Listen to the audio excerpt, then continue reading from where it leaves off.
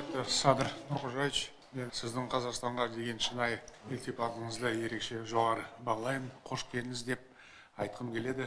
Шын мәнінде сіздің сапарыңыз өте маңызды, өте қажетті отырыс болады. Біз бүгін екі жақ кездесуді өткізіп жатырмыз. Кейбір мәселелерді талқылау керек, бірақ жалпы біздің қарым-қатынасымыз өте жақсы, ойдағыдай дамып келе жатыр. Ешқандай түйткілдер жоқ. Бірақ дегенмен кейбір шағын мәселелер болады. Сол мәселелер бойынша біз бүгін пікір алмасамыз. Рахмет, урматтуу Касым-Жомарт Кемелевич. Борбордук Азия жана Европа биримдигинин лидерлеринин биринчи жолугушуусунун алкагында сиз менен кайрадан Астана шаарында жолукканыма кубанычтамын. Жалпысынан кыргыз-казак кызматташтыгынын актуалдуу маселелерин талкуулоо максатында жолугушууга ар бир мүмкүнчүлүктү жогору баалайбыз.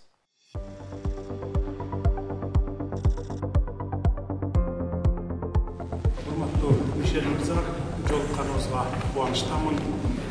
Биздин эки тараптуу кызматташтыгыбыздын жана аймактараралык байланыштарыбыздын динамикасы жыл сайын сапаттык жактан өсүүдө.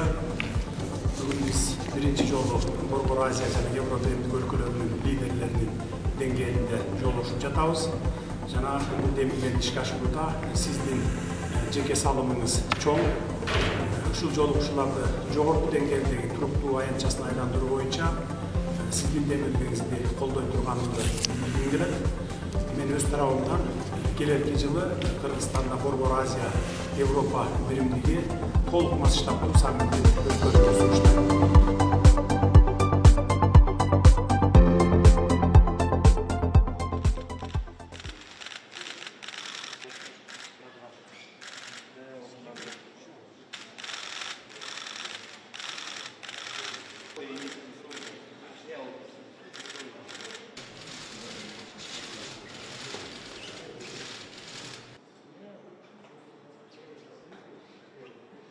Спасибо, уважаемый Касым-Жомарт Кемелевич, уважаемые главы государств, уважаемый президент Европейского совета господин Шарль Мишель.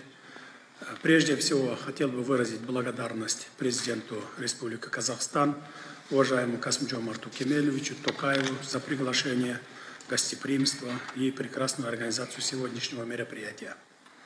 Отдельно хочу выразить признательность президенту Европейского совета господину Шарлю Мишелю за особое и личное внимание нашему региону, а также за организацию первой встречи лидеров стран Центральной Азии и Европейского Союза. Со своей стороны приветствуем появление нового шестистороннего формата на высшем уровне. Видим значительный потенциал в нашем межрегиональном сотрудничестве. В этом году исполнилось ровно 30 лет со дня установления двустороннего партнерства Кыргызской Республики с Европейским Союзом.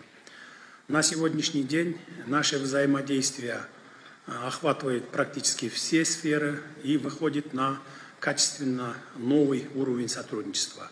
В регионе Кыргызстан выступает за укрепление интеграции в Центральной Азии и предлагает для этого практические усилия. Последняя консультативная встреча глав государств Центральной Азии в июле 2022 года в городе Чолпан-Ата показала, что у стран региона есть понимание того, что торгово-экономическое, энергетическое, транспортное и иные виды взаимодействия являются прочной основой обеспечения стабильности и безопасности всей Центральной Азии. По итогам нашей встречи нами была принята концепция взаимодействия государств Центральной Азии в рамках многосторонних форматов, в соответствии с которой мы подтвердили наши твердые намерения развивать региональное сотрудничество, в том числе с Европейским Союзом. На консультативной встрече был также подписан договор о дружбе, добрососедстве и сотрудничестве в целях развития Центральной Азии в 21 веке. Мы договорились развивать взаимоотношения на основе доверия, руководствуясь принципами взаимного уважения государственного суверенитета, территориальной целостности и нерушимости границ, урегулирования споров за столом переговоров, неприменения силы или угрозы силой, соблюдения основных прав и свобод человека, добросовестного выполнения международных обязательств и норм международного права. Считаем, что присоединение всеми странами Центральной Азии к упомянутому договору создаст твердую основу для укрепления доверия, мира и стабильности в регионе. Мы убеждены, что единый, интегрированный регион также отвечает целям и задачам стратегии Евросоюза по Центральной Азии, одобренной в 2019 году в Бишкеке. Уважаемые коллеги, отрадно, что проведенный в прошлом году по инициативе кыргызской стороны первый экономический форум «Центральная Азия», Европейский союз в Бишкеке был поддержан партнерами, и очередное заседание запланировано в Казахстане весной следующего года. На открытии экономического форума в Бишкеке президент Еврокомиссии Урсула фон дер Ляйен отметила желание Евросоюза налаживать прочные связи, а не зависимость. Мы считаем, что с учетом новых глобальных вызовов в области торговли, стратегия Евросоюза по Центральной Азии могла бы быть усилена задачами по развитию торгово-экономической, инвестиционной и транспортной взаимосвязанности между странами двух регионов. Кыргызская экономика постепенно переходит к принципам зеленой экономики и устойчивости. В строй вводится все больше безуглеродных источников энергии, имея в виду в первую очередь гидроэлектростанции. На протяжении нескольких лет в регионе ведется сотрудничество по товарообмену электроэнергией. Это позволяет нам накапливать воду для орошения странами нижнего течения в летний период и получать взамен электроэнергию в отопительный сезон.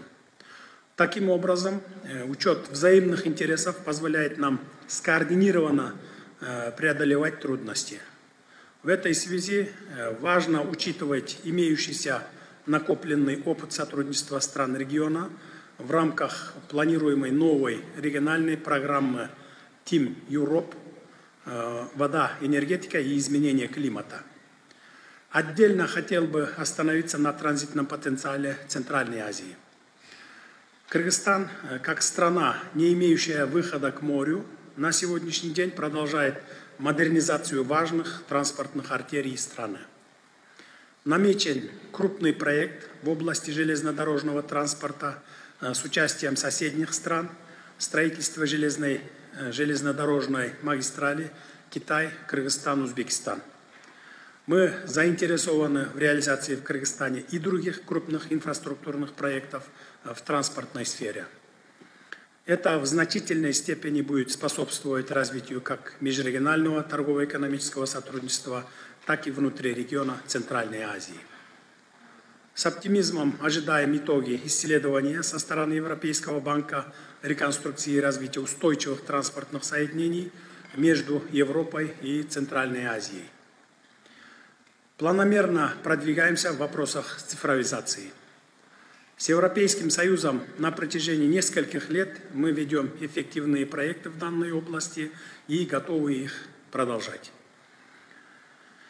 Это, в свою очередь, помогает нашим беспрецедентным мерам по борьбе с коррупцией на всех уровнях, что вкупе с экономическими реформами имеет благоприятный эффект для роста интеллектуальной активности и создания здоровой деловой среды в Кыргызстане.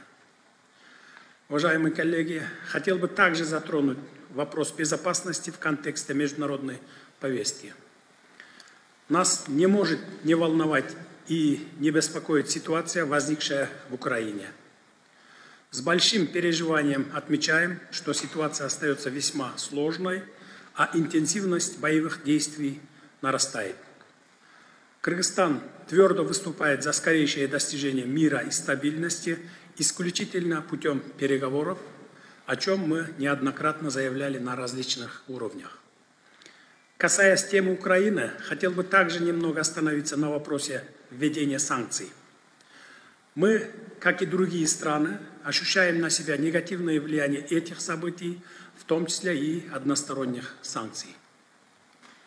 Наблюдается повсеместное удорожание стоимости продовольствия, товаров первой необходимости и энергоносителей. Все это крайне негативно отражается на качестве жизни и безопасности населения. Что касается политики вторичных санкций, то мы считаем, что она не должна безразборно применяться в отношении третьих стран. В этом вопросе необходимо учитывать историко-политический аспект. Ни для кого не секрет, что в нашем регионе поддерживается высокая деловая активность Россией, в том числе и в рамках интеграционных экономических структур. Это объективный процесс. В этой связи мы призываем европейских коллег к установлению диалога и консультациям по всем вопросам санкционной политики между профильными органами сторон. Мы готовы и открыты для совместного поиска взаимоприемлемых решений. Надеемся, что подобные меры помогут мировому сообществу не допустить дальнейшего скатывания мировой экономики в глобальный кризис. Несмотря на то, что внимание мировой общественности сейчас приковано к украинскому кризису, сегодня для нашего региона важным остается вопрос стабильности и безопасности в Афганистане. Мы приветствуем усилия международного сообщества, в том числе Европейского Союза, направленные на поддержку афганского народа в деле предотвращения гуманитарной катастрофы, которая может только усилиться с приходом морозов. Отдельно хотел бы отметить важность продолжения региональных проектов Евросоюза по управлению границами, содействию торговле, борьбе с терроризмом, наркотиками и контрабандой. Особенно важно, чтобы эта помощь была использована по своему прямому назначению. Со своей стороны, Кыргызстан, как традиционно дружественная Афганистану страна, придерживаясь принципа невмешательства во внутренние дела, заинтересована в стабильном и процветающем Афганистане. Мы всегда прилагали и будем прилагать усилия для установления мира и стабильности в этой стране в рамках своих возможностей, оказывать гуманитарную помощь афганскому народу и этническим кыргызам, проживающим на Большом и Малом Памире. Все эти другие актуальные вопросы нашей страны еще смогут подробно обсудить в ходе запланированной встречи спецпредставителей стран Центральной Азии и Европейского Союза по Афганистану в начале декабря в Бишкеке. Уважаемые коллеги, хотел бы с признательностью отметить проектно-программную деятельность Евросоюза. В соответствии с региональной индикативной программой до 2027 года наш регион получает поддержку Евросоюза в области прав человека, воды и энергетики, гражданского общества, укрепления мира и безопасности, цифровизации, деловой среды и повышения человеческого потенциала. Вместе с этим мы приветствовали бы в регионе передовые европейские технологии, образование и экспертизу. Рассчитываем, что за политическим сближением наших регионов последует рост инфраструктурных проектов и инвестиций. В завершение хотел бы выразить свою твердую поддержку инициативы преобразования наших встреч в постоянную платформу взаимодействия на высшем уровне. Со своей стороны предлагаю провести полноформатный саммит Центральная Азия Евросоюз в следующем году в Кыргызстане. Благодарю за внимание. Благодарю вас, Садыр Нуружаевич, за интересное выступление.